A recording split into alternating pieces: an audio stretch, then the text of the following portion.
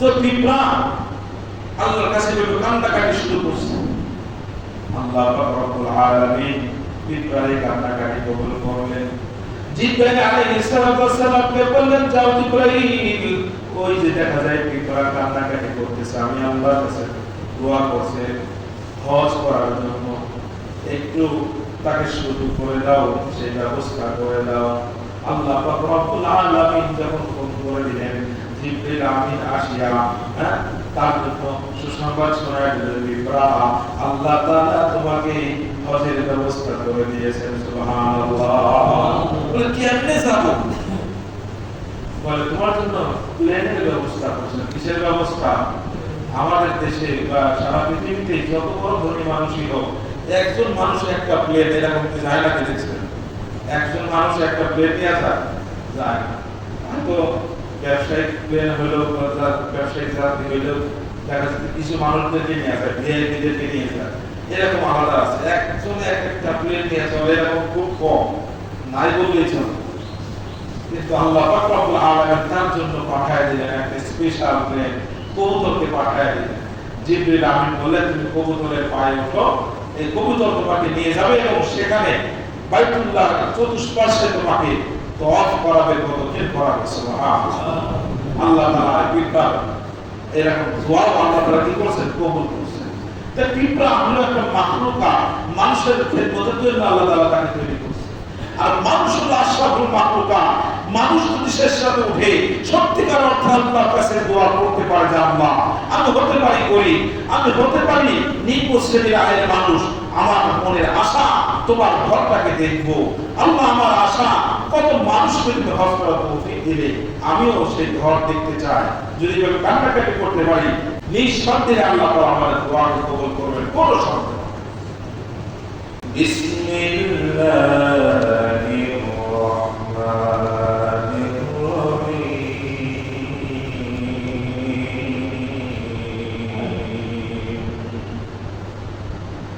ইন্না আউওয়ালা বাইতিন উযিআ লিন-নাসি লাল্লাযী বিবাক্কাতা মুবারাকান ওয়া হুদাল লিল-আলামীন। ফীহি আয়াতুন বায়িনাতুন মাকামু ইব্রাহীম ওয়া মান দাখালাহু কানা আমিনা ওয়া লিল্লাহি 'alan-নাসি হিজ্জুল বাyti মান ইসতাতা'a ইলাইহি সাবিলা ওয়া মান কাফারা ফা ইন্নাল্লাহা ghaniyyun 'anil 'alamin।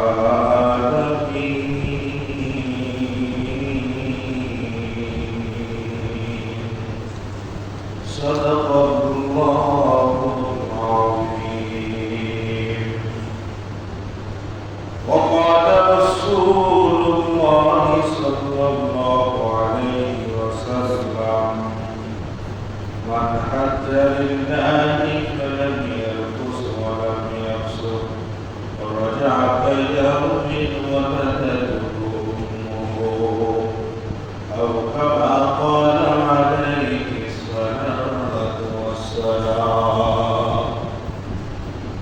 وقال تعالى في شأن حبيبه إن الله وملائكته يصلون على النبي يا أيها الذين آمنوا صلوا عليه وسلموا تسليما.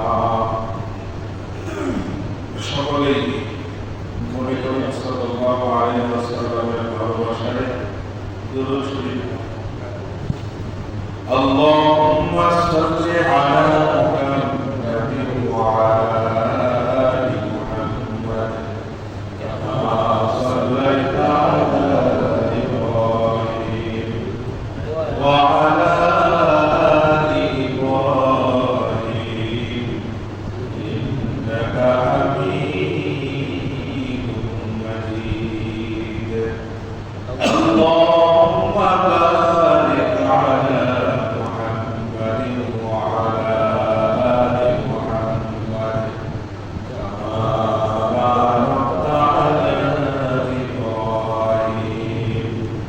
وعلى آل إبراهيم إنك حميد مجيد بلغنا من كماله كشف الدجى من جماله حسنت جميع خصاله صلوا عليه وآله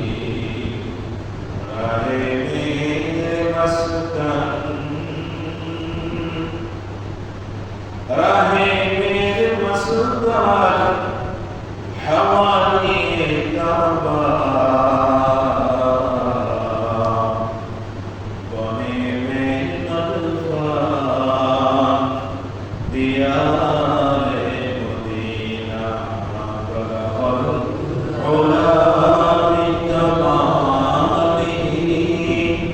كشف الدجى بجماله حسنت جميع خصاله صلوا عليه وآله لا إله إلا الله لا إله إلا الله لا إله إلا الله لا إله إلا الله لا إله إلا الله محمد رسول الله صلى الله عليه وسلم رخصان سے مرغا کا ذرا پردہ اٹھا دو رخصان سے مرغا کا ذرا پردہ اٹھا دو للہ مجھے حسن خدا کا دکھا دو للہ مجھے حسن خدا کا دکھا دو أي بحر قرب صدق حسين بن علي أي بحر قرب صدق حسين بن علي بیاساہ مجھے شربت دیدار پلا دو بیاساہ مجھے شربت دیدار پلا دو بیاساہ مجھے شربت دیدار پلا دو میں دور ہو مجبور ہو علی سید عالم میں دور ہو مجبور ہو علی سید عالم دیدار دکھاتے نہیں آواز سنا دو دیدار دکھاتے نہیں آواز سنا دو باقی سب بس عرش بری جنت و افلاک آرام گہے پاک رسول عربی ہے پاک رسول عربی ہے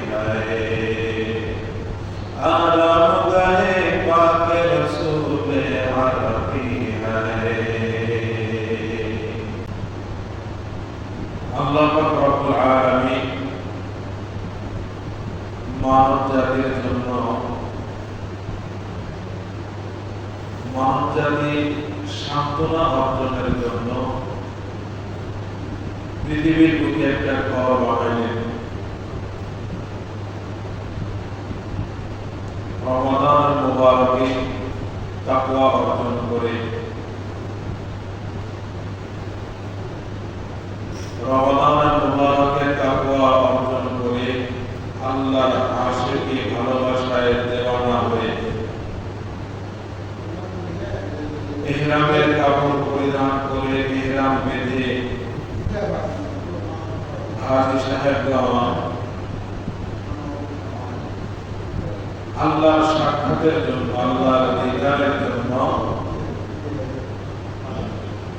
নিজ নিজ এলাকা ছেড়ে মক্কার উদ্দেশ্যে রওনা হন।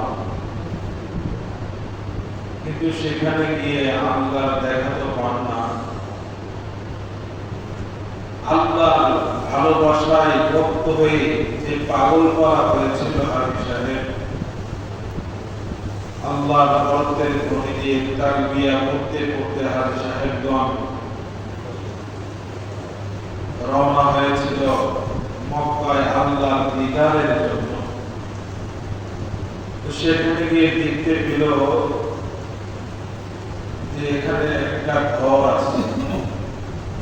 আল্লাহর দিদার সেখানে না পেয়ে আল্লাহর সেই ঘরের প্রতি আশিক হয়ে সেই ঘরের প্রতি এমন ভালোবাসা বেড়ে গেল, ঘরের চতুষ্পার্শ্বে পদক্ষেপ শুরু করে দিল। কারণ দুনিয়াতে সরাসরি এই চক্ষু দিয়ে আল্লাহর দর্শন অর্জন করা সম্ভব না। তুদরিকুল আবসার, দুনিয়ার এই চক্ষু দিয়ে আল্লাহকে দেখা সম্ভব নয়। হযরত আদম আলা নবীনা হযরত মুসা আলা নবীনা আলাইহিস সালাতু ওয়াস সালাম কে আল্লাহ তাআলা একটা মুজিজা দান করেছিলেন। আল্লাহর সাথে তিনি সরাসরি কথা বলতে পারতেন। তো সরাসরি কথা বলতে বলতে আল্লাহর এমন আশিক হয়ে গেলেন উনি, আল্লাহকে বলা শুরু করলেন, আল্লাহ আমি আপনাকে দেখতে চাই। সুবহানাল্লাহ। আল্লাহ পাক রব্বুল আলামিন স্পষ্ট জানিয়ে দিলেন যে মুসা লাম তারানি, তুমি আমাকে দেখতে পাবে না, কখনোই দেখা সম্ভব নয়। দুনিয়ার এই চক্ষু দিয়ে আমাকে দেখা সম্ভব নয়। মুসা বলেন যে আমি দেখবই। তো নূরের একটু তাজাল্লি দিয়েছিলেন, তুর পর্বত পড়ে সুরমা হয়ে গেছে। মুসা আলাইহিস সালাতু ওয়াস সালামের ব্যাপারে কোরআনুল কারীমে আসছে, ফাখরা সাইকা মুসা, বেহুশ হয়ে মুসা আলাইহিস সালাম জমিনে পড়ে গেছে, সহ্য করতে পারে না। তো চক্ষু দিয়ে দুনিয়াতে আল্লাহ পাক রব্বুল আলামিনকে দেখা সম্ভব না। তো গেল আল্লাহকে দেখার জন্য, গিয়ে যখন আল্লাহকে দেখতে পেল না, আল্লাহর একটা ঘর পাইল, যে ঘর পৃথিবীর বুকে সব থেকে প্রাচীনতম ঘর। আল্লাহ পাক রব্বুল আলামিন তার রহমতের তাজাল্লি, নূরের তাজাল্লি সেই ঘরের উপরে দান করেন। সুবহানাল্লাহ।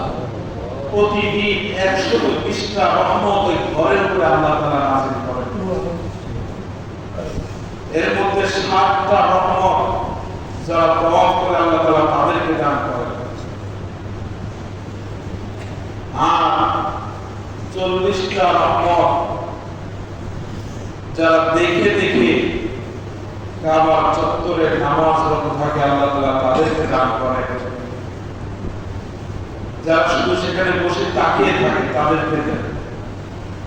আর পৃথিবীর দিক দিগন্ত থেকে যেখান থেকে মানুষ ওই কাবা ঘরের দিকে নামাজ পড়ে, বাকি 20টা রহমত আল্লাহ তাআলা তাদের সবাইকে দান করেন। সুবহানাল্লাহ। ওই হাজি সাহেবগণ যখন গিয়ে আল্লাহর দর্শন সেখানে পাইল না, তো মাসুককে না পেয়ে কেমন যেন পাগল করা হয়ে ওই ঘরের চতুষ্পার্শ্বে পদক্ষেপ করা শুরু করলো। যে পদক্ষেপকে বলা হয় তাওয়াফ। তাওয়াফ করা শুরু করে দিল। এই তাওয়াফ যখন আল্লাহর আশিক যখন এই মাসুককে না পেয়ে যখন তাওয়াফ শুরু করে দিল, আল্লাহ রাব্বুল আলামিন কেমন যেন বলেন, রমজানের পর থেকে নিয়ে এ পর্যন্ত তোর যতগুলো গুনাহ হয়েছে আমি আল্লাহ তাআলা সবগুলো গুনাহকে মাফ করে দিলাম। সুবহানাল্লাহ। ছোট্ট একটা মিসাল দিলে বুঝবেন, দুইটা মিসাল লাগবে এখানে। গুনাহ মাফের একটা দৃষ্টান্ত হলো, আপনার আগে ধান মাড়াই করার অত্যাধুনিক যে মেশিনগুলো আছে সেগুলো কি ছিল? ছিল আগে এরকম ভাবে চারপাশে ঘুরতো, গরু বেঁধে দিত, মহিষ বেঁধে দিত, চারপাশে ঘুরতো। তো ধানের ছোঁয়ার সাথে ধানগুলো যে লেগে থাকে এগুলো আস্তে আস্তে ঘুরতে থাকে, আর এগুলা ধানের ছোঁয়া থেকে ঝরে ঝরে পড়তে থাকে, আলাদা হয়ে থাকে। তো ঠিক কেমন যেন ভাবে সাতটা চক্কর যখন দিতে থাকে, প্রতি চক্করে গুনাহ ঝরতে ঝরতে এমন অবস্থা হয়, হাদিস শরীফের মধ্যে আসছে, আল্লাহ হাবিব সাল্লাল্লাহু আলাইহি ওয়াসাল্লাম বলেন যে রাজাআতা ইয়াউমিন ওয়ালাকাতুহু উম্মুহু, যে হজ থেকে এমন ভাবে নিষ্পাপ হয়ে নবজাতক শিশুর মতো ফিরে, নবজাতক শিশুর যেমন কোনো গুনাহ নাই, একজন হাজিকে আল্লাহ তাআলা ওই নবজাতক শিশুর মতো নিষ্পাপ করে নিজের বাড়িতে ফিরে আসে।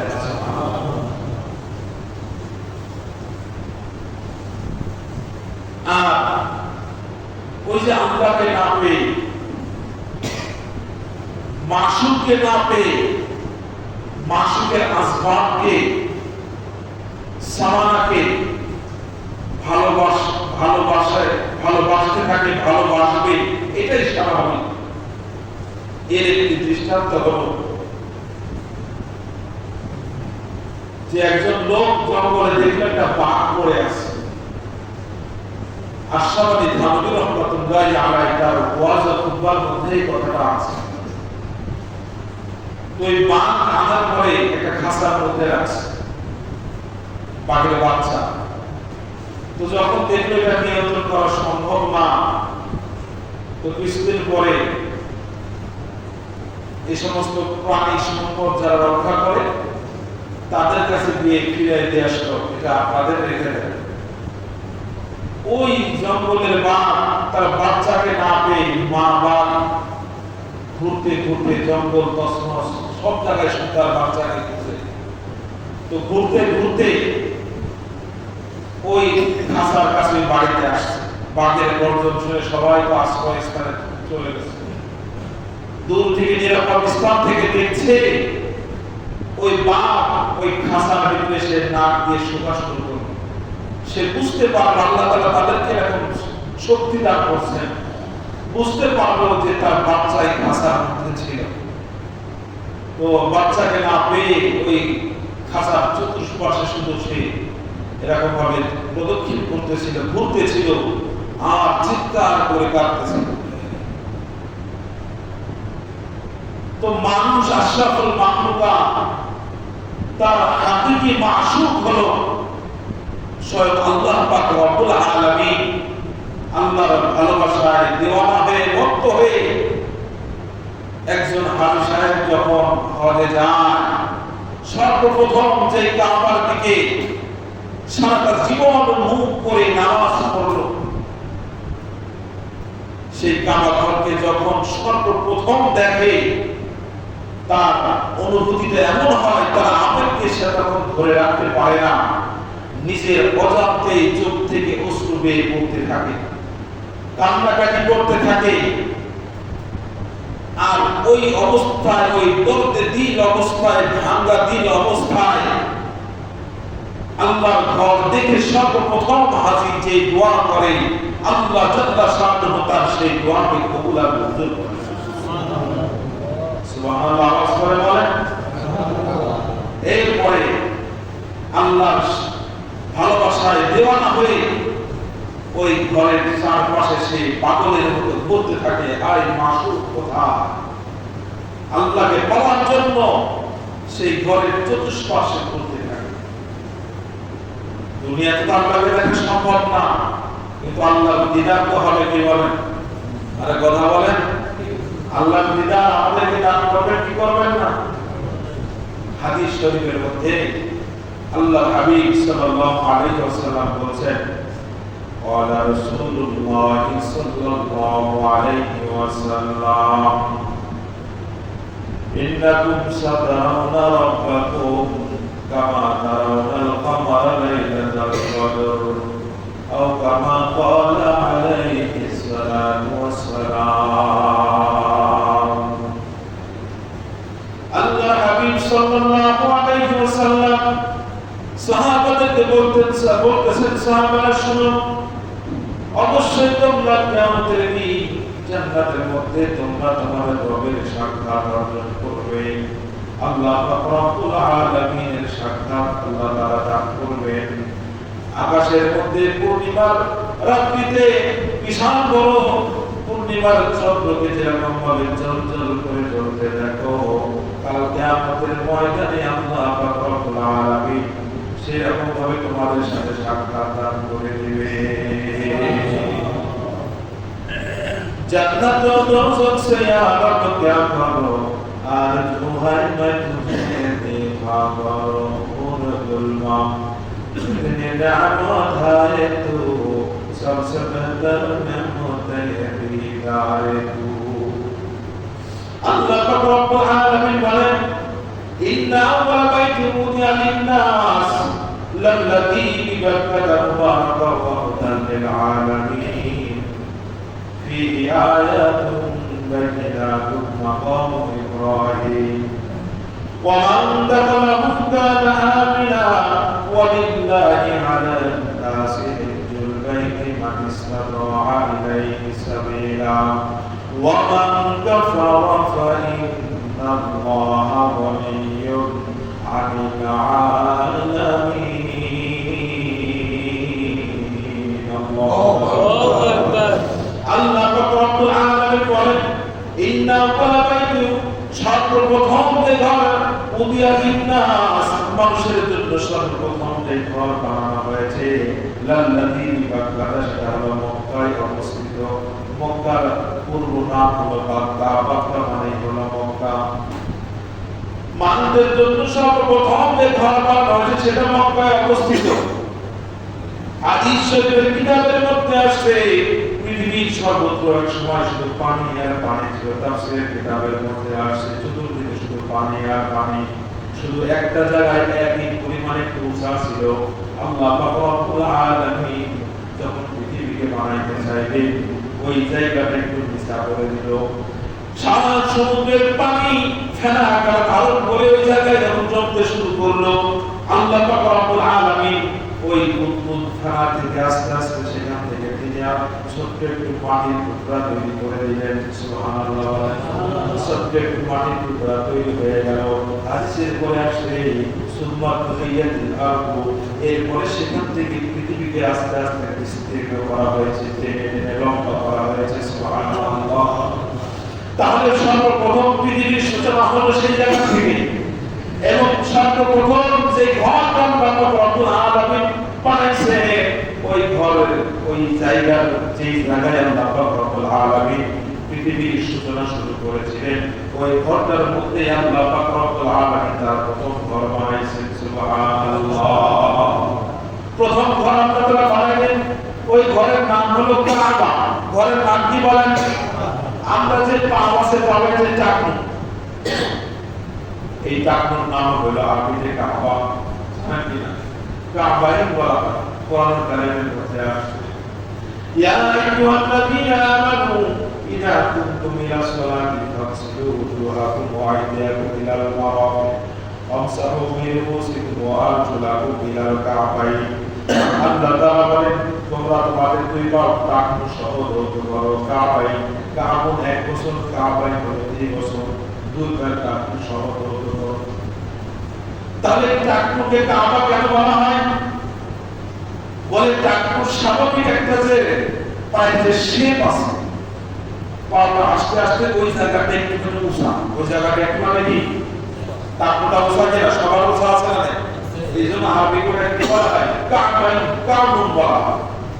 আর কাবা সারা পৃথিবীর মধ্যে সবচেয়ে উঁচা জায়গা, ওই জায়গায় ঘর নির্মাণ করার কারণে আল্লাহ পাক রব্বুল আলামিন ওই ঘরের নাম রেখে দিলেন কাবা। সুবহানাল্লাহ। ইন্না আওয়ালা বাইতি উদিয়া লিন-নাস লাল্লাযী বিবাক্কাতা, যেটা মক্কায় অবস্থিত, মক্কায় অবস্থিত। লাল্লাযী বিবাক্কাতা মুবারাকান ওয়া হুদান লিল আলামিন, ওটা হলো বরকতপূর্ণ, সারা বিশ্বের মানুষের জন্য হেদায়েত স্বরূপ। সুবহানাল্লাহ। কাবা ঘর হলো সারা বিশ্বের মানুষের জন্য হেদায়েত স্বরূপ। লাল্লাযী বিবারকাতা হুদাম ওয়া মুবারাকান ওয়া হুদাল লিল আলামিন ফীহি আয়াতুন বাইয়িনাতুন মাকামু ইব্রাহিম। আল্লাহ পাক রব্বুল আলামিন বলেন ফীহি বাইয়িনাতুন, সেখানে অনেকগুলো নিদর্শন আল্লাহ তাআলা রেখে দিয়েছেন। এর মধ্যে অন্যতম একটা নিদর্শন হাদিস শরীফের মধ্যে আল্লাহ হাবিব সাল্লাল্লাহু আলাইহি ওয়াসাল্লাম বলেছেন, মা বাইনা বাইতি ওয়া মিনবারি রাওদাতুম মিন রিয়াদিল জান্নাহ। মা বাইনা বাইতি ওয়া মিনবারি রাওদাতুম মিন রিয়াদিল জান্নাহ। আল্লাহ হাবিব সাল্লাল্লাহু আলাইহি ওয়াসাল্লামের হুজরা আর হলো রাসূল করিম সাল্লাল্লাহু আলাইহি ওয়াসাল্লামের মিনবার, এই দুটার মাঝখানের জায়গা হলো রাওদাতুম মিন রিয়াদিল জান্নাহ। হাদিসের আওয়াজে গেলে আল্লাহর হাবিব সাল্লাল্লাহু আলাইহি ওয়াসাল্লামের রওজা সেখানে কি করে আসে, জিয়ারত করে আসে, ঠিক কি না? এমন হাদিসে পাইছেন নি হজ করতে গেছে কিন্তু কি করে নাই, আল্লাহ রাসূলের রওজা জিয়ারত করে নাই, এরকম হাদিস আছে না? যদিও তওয়াফ জিয়ারত করা, মদিনা শরীফ যাওয়া, আল্লাহর হাবিব সাল্লাল্লাহু আলাইহি ওয়াসাল্লামের রওজা জিয়ারত করা হজের ওয়াজিব ফরজ কিছুই না। এটা আপনারা জানেন নাকি? হ্যাঁ, হজের ফরজ হলো মাত্র 3টা। হজের ফরজ কয়টা? আরে হজের ফরজ কয়টা? হাদিসে একটা আছে এখানে, হজের ফরজ হলো কয়টা? 3টা। এক নম্বর ইহরাম বাঁধা। এক নম্বর কি? ইহরাম বাঁধা। ইহরাম বাঁধতে হয়। হজ কিভাবে করতে হয় সেটা ইনশাআল্লাহ আমি আগামী জুমায় সুন্দর করে বলবো। তো এর মধ্যে একটা ফরজ হলো ইহরাম বাঁধা। 2 নম্বর ওকুফে আরাফা, আরাফার ময়দানে অবস্থান করা, এটা হলো হজের অন্যতম একটি ফরজ। আর একটা হলো তাওয়াফে জিয়ারা। তাওয়াফে জিয়ারা এটা হলো যে সমস্ত হাজী সাহেবগণ হজ তো 3 প্রকার, হজ্জে ইফরাদ, হজ্জে তামাত্তু, হজ্জে কিরান। হজ্জে তামাত্তু যারা আদায় করবে তাদের জন্য এটা ফরজ। কথা বুঝে আসছে নাকি ভাই? এই হজের ফরজ হলো 3টা। হজের বিধানগুলো যদিও জটিল, কিন্তু সবাই একই সময় একই সাথে হজের বিধানগুলো পালন করে। বিধান যে জানে না সে ওই সিস্টেমের মধ্যে অটোমেটিকলি আমল হয়ে যায়, হজ আদায় হয়ে যায়। সুবহানাল্লাহ। কিন্তু সেখানে যাওয়ার জন্য 3 লাগে। কি লাগে বলেন? আল্লাহ পাক রব্বুল আলামিন বলেন তাসাওয়াদু, তোমরা হজের জন্য পাথর সংগ্রহ করো। বলে টাকা পয়সা, লক্ষ টাকা পয়সা এইগুলো কি হজের পাথেয় নাকি? আল্লাহ পাক রব্বুল আলামিন বলেন না, হজের 1 নম্বর পাথে হলো খায়রুস সাদ, আযাওয়াদু ফাইন্না খায়রুস সাদিত তাকওয়া।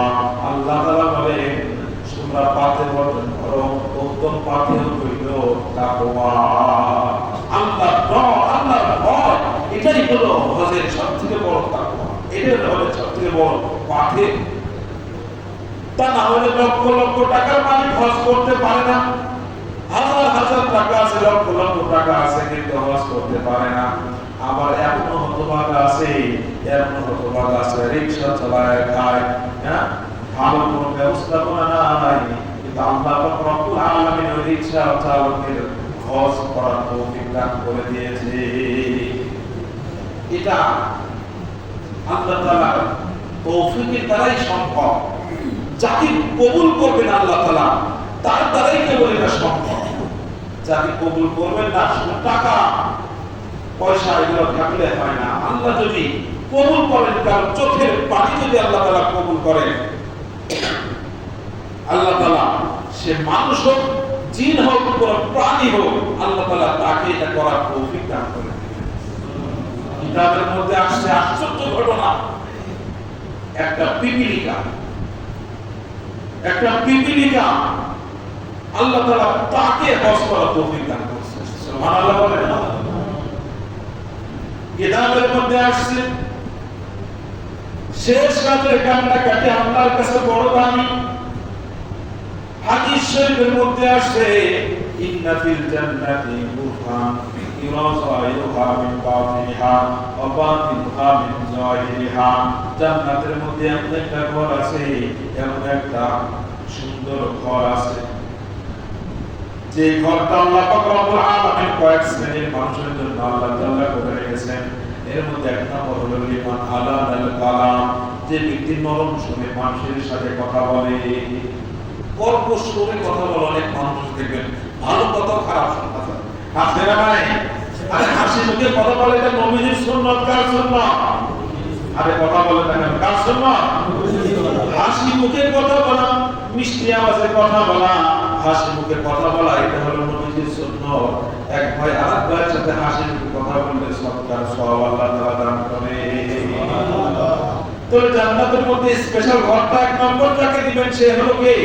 লিমান আলানাল কালাম, যে ব্যক্তি নরম সুরে মানুষের সাথে কথা বলে। দুই নম্বর ওয়া তাআমাত তুআম, যে মানুষকে খাবার খাওয়ায়। মানুষ কি খাওয়ায়? খাবার খাওয়ায়। মানুষকে খাবার খাওয়ানো, এটা ভালো মানুষকে খাবার খাওয়ানোর অভ্যাস করতে হবে। ওয়াসাল্লা বিল্লাহি ওয়ান নাসু নিয়াম, এরপরে যে ব্যক্তি সমস্ত মানুষ যখন ঘুমায় যায় আর ওই ব্যক্তি দাঁড়ায় আল্লাহর সাথে কানেকশন লেগে যায়, আল্লাহর সাথে প্রেমের সম্পর্কে লিপ্ত হয়ে যায়।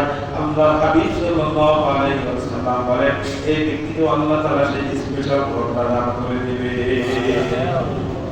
তো এই বিপ্লব শেষ রাতে উঠে সমস্ত মানুষ যখন ঘুমানো, আকাশের পাখিগুলো উড়াউড়ি বন্ধ করে দিয়েছে, তাদের মধ্যে নীরবে পাখিগুলো ঘুমন্ত। ওই পিঁপড়া তখন আল্লাহর সাথে কানেকশন লাগায় গেছে, আল্লাহ আমি তো পিঁপড়া, আমার উপরে তো কোনো বিধিবিধান নাই, আমি যদিও পিঁপড়া, কিন্তু আমার মনে চাই তোমার ঘরটা দেখার জন্য, তোমার ঘরটা দোয়া করার জন্য। আল্লাহ পাক রব্বুল আলামিন পিঁপড়ার এই কান্না, চোখের পানিকে আল্লাহ তাআলা কবুল আর মঞ্জুর করে নিয়েছেন। সুবহানাল্লাহ। পিঁপড়ার মধ্যে মানুষের কিন্তু অনেক শিক্ষণীয় বিষয় আছে। এই দোয়া করা যাবে নাকি এই চিন্তা যে আমার তো ধন দৌলত নাই, টাকা পয়সা নাই, আমার দ্বারা এটা সম্ভব না, এই হীনমন্যতায় বলবেন নাকি?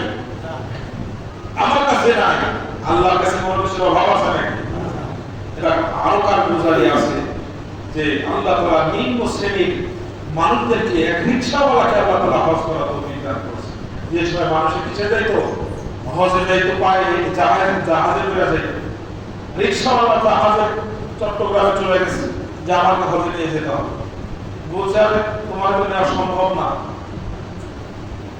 পরে বলছে যে ঠিক আছে পাসপোর্ট আছে, বলে না পাসপোর্টও নাই। সেই সময় নতুন পাসপোর্ট চালু হয়েছে, আগে তো এক দেশ থেকে আরেক দেশে কিছুই লাগতো না, তো নতুন পাসপোর্টের আইন চালু হয়েছে, বলে না পাসপোর্টও নাই। পরে শেষমেশ যখন আসল বান্দা, পরে ওই জাহাজের যে ক্যাপ্টেন ছিল বা দায়িত্বে যিনি ছিলেন, সে বলল যে আমাদের 10 জন বাবুর্চি দরকার এই জাহাজের জন্য, 9 জন হয়েছে আর একজন নাই। ওই লোককে জিজ্ঞাসা করো সে কি বাবুর্চির কাজ করতে পারবে কিনা। পরে লোকটা তো বলে হ্যাঁ আমি সব পারি, আসলে তো সে কিছুই পারে না, বলে হ্যাঁ আমি তো সব পারি। তো সাথে সাথে তার অটোমেটিক চালু হয়ে, ঠিক আছে তুমি যাও, তুমি তোমার জন্য হজের সুযোগ করে দেওয়া হলো, জাহাজের পক্ষ থেকে তাকে ব্যবস্থা করে দেওয়া হলো। ওই যে 9-10 জন বাবুর্চির সাথে সে সুযোগ পাইল, হজ করে আসলো এবং যাইতে আসতে 2 মাস আর ঘরে থাকতে সব 3 মাসের বেতন এই ব্যক্তি পায় গেল। সুবহানাল্লাহ। কিসের বদলতে ভাই? এগুলো আল্লাহর কাছে দোয়া, দরকার দিনই আল্লাহর কাছে দোয়া করতে হয়। আল্লাহর কাছে যদি দোয়া করি, আল্লাহ তাআলা অবশ্যই তৌফিক দান করে দিবেন। হজ করলে টাকা পয়সা কমে না, বাড়ে। আজই কথা, হজ করতে 6-7 লাখ টাকা লাগে না, কিন্তু আল্লাহ রাসূল বলতেছেন তামিরু বাইনাল হজ্জি ওয়াল উমরাতি, উম্মতেরা তোমরা হজ আর উমরা এর উপরে করতে থাকো। ফাইন্না হুমা ইয়ানফিয়ানিল ফাতরা ওয়াজ যুনুব, এই হজ আর উমরা গুনাহকে মাফ করে দেয় আর দারিদ্রতাকে দূর করে দেয়। সুবহানাল্লাহ। টাকা পয়সা করে ব্যয় করে হজ করবে তো দেখবেন আল্লাহ তাআলা আপনাকে ধনী বানায় দিয়েছেন, ধনী। রাসূলের কথা হাদিসের মধ্যে আসছে। আল্লাহ তাআলা আমাদের সবাইকে হজ করার তৌফিক দান করেন। যাদের উপর হজ ফরজ হয়েছে তাদেরকে তো করতেই হবে বাধ্যতামূলক, আর যাদের তৌফিক নাই আমরা আল্লাহর কাছে দোয়া করি আল্লাহ তাআলা যেন আমাদের সবাইকে তৌফিক দান করেন। সকলে বলে আমিন। ওয়া আখির দাওয়ানা আলহামদুলিল্লাহি রাব্বিল আলামিন।